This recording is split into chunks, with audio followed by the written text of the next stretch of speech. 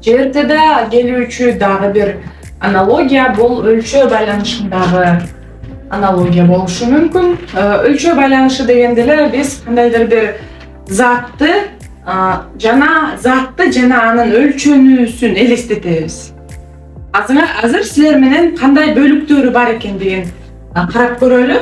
Биринчи бөлүк бул заттар жана өлчөө бирдиктери бар. Мисалга алсак, эгерде көмүрдү элестете турган болсок,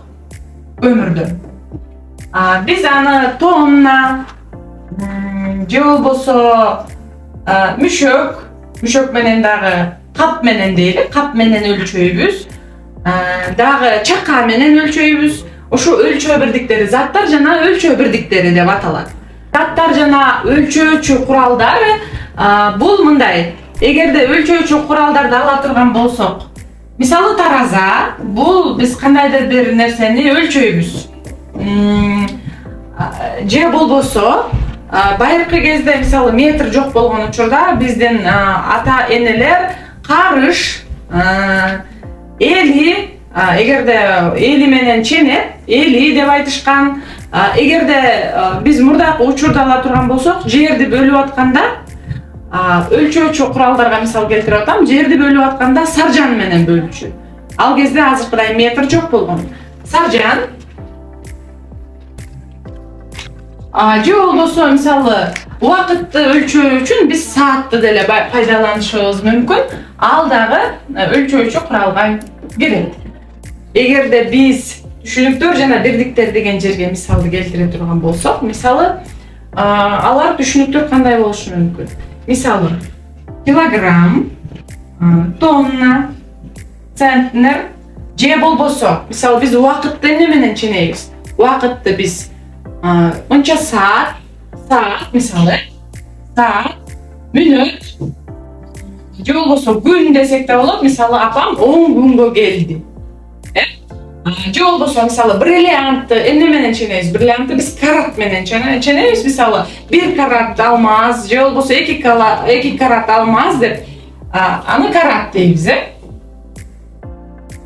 Эгерде биз жерди ченей турган болсок, аны эмне менен ченейбиз? Миллиметр, дециметр, же болбосо гектар дейбиз. Эгерде биз кийинкиге мисал келтире турган болсок, заттар жана түшүнүктөр. Мисалы салмакты биз кээ бир учурда түшүнүктөр менен ченейбиз. Мисалы бир мүшөк, же болбосо биз эгерде бир чака, эгерде биз сууну алып келип атканда, мисалы көмүрдү бир мүшөк деп айтабыз, эгерде суу боло турган болсо, аны бир чака деп айтабыз. Алар түшүнүктөр болуп эсептелинет.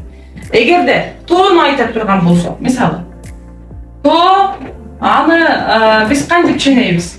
Тоо мынча биз көбүн эсе метр деп же километр деп айтпайбыз.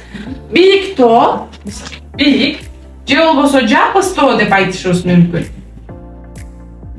Эгерде жолду ала турган болсок, мисалы жол, узун жол же кыска жол деген түшүнүктөр болушу мүмкүн. Мисалы кыска. Эми азыр силер менен бирге өнүгүүлөрдү иштейбиз, андан ары жакшы түшүнөбүз. Силер менен өлчөө байланышына мисалдарды иштейбиз. Эгерде биз үлгү жупту карай турган болсок, бизге көл жана тереңдик деген жуп берилген. Эгерде көл жана тереңдикти ала турган болсок, бул кандайдыр бир өлчөө бирдиги эмес, бул өлчөөчү түшүнүк.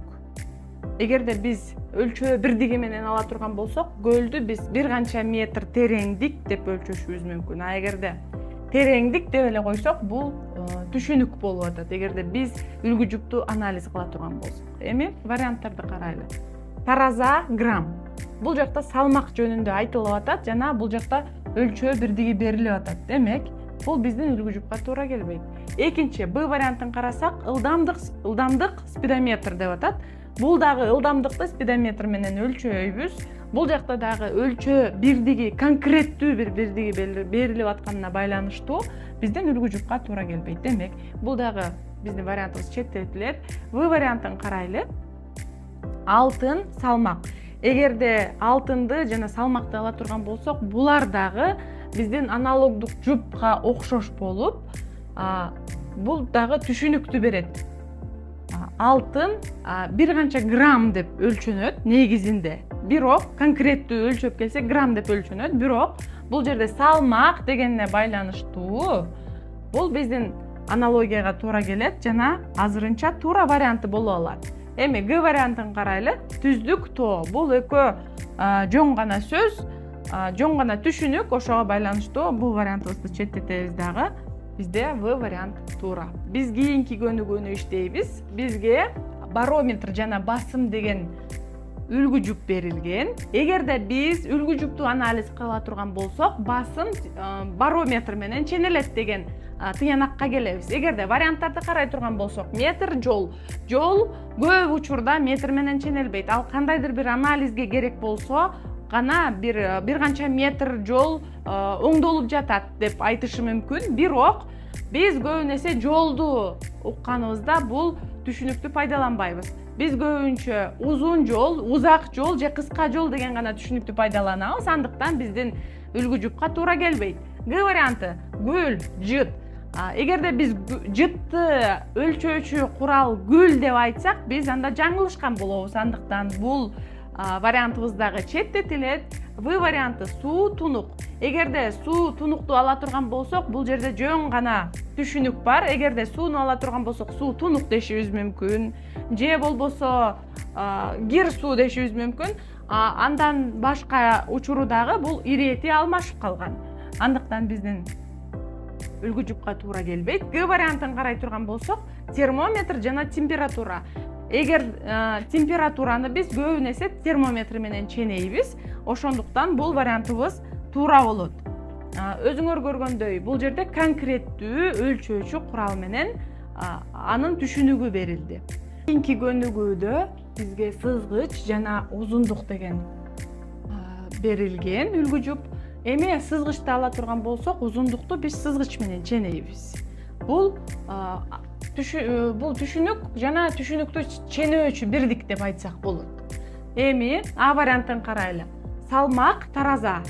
Бул жактагы эгерде карай турган болсок, тараза бул салмакты ченейт, бирок бул жерде ирети туура эмес берилип калгандыгына байланыштуу бул вариант четтетилет. Б вариантын карай турган болсок, бул биздин аналогияга туура келбейт, себеби түштүк уюл деп атат. Түштүк уюл жоң гана. Эми В вариантын карайлы. Компас, багыт. Эгерде биз багытты көрө турган болсок, багытты көргүбүз келсе, анда бизге сөзсүз түрдө компас керек болот. Андыктан бул биздин сызгыч, эгерде биз узундукту да ченей турган болсок, ага сөзсүз түрдө сызгыч же метр керек болот. Ал эми багытты сөзсүз өлчөөдө компас керек болот. Демек, бул азырынча туура вариант. Г вариантын карай турган болсок, саат, мүнөт. Эгерде биз саатты дагы, мүнөттү дагы туура деп ала турган болсок, бул өлчөөчү түшүнүк болбойт. Бул экөө тең конкреттүү нерсе болот. Андыктан бул вариантыбыз четтетилет дагы. Бизде туура вариант бар. Бул түшүнүк жана түшүнүктү өлчөөчү бирдик. Бул компас жана багыт, сызгыч жана узундук.